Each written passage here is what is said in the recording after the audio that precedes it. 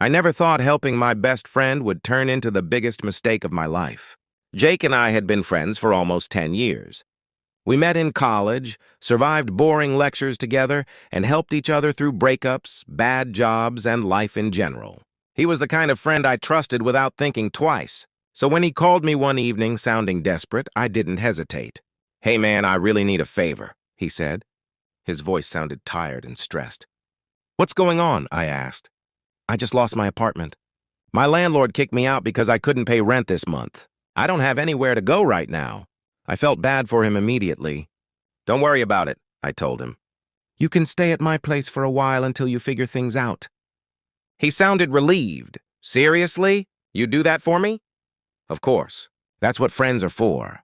The next day he arrived with 2 bags and a laptop. At first everything seemed normal. Jake was polite, quiet, and kept thanking me for letting him stay. For the first week things were fine, but after that I started noticing strange things. Jake barely left the apartment. He spent most of his time in the spare room with the door closed. Sometimes I would hear him talking quietly on the phone late at night. Whenever I asked what he was doing, he would just say, "Work stuff." The weird part was, Jake didn't have a job. At least that's what he told me. One night I came home from work earlier than usual. The apartment was quiet, but I noticed the spare room door was slightly open.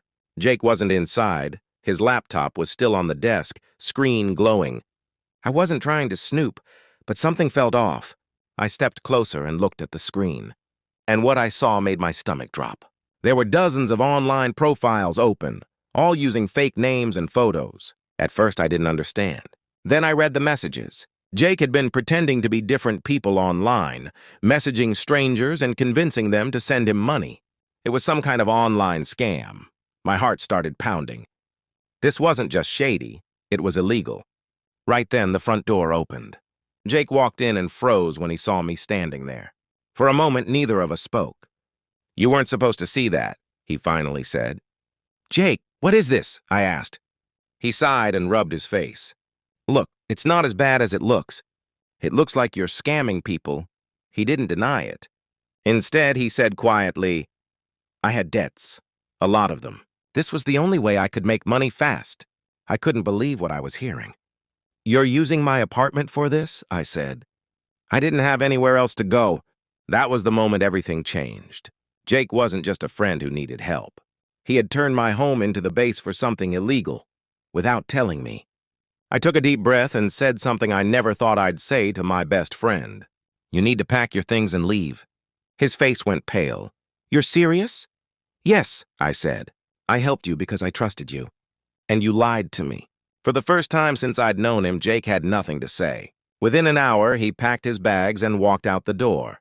I haven't heard from him since. Sometimes helping someone shows you who they really are. And sometimes the people you trust the most hide the biggest secrets.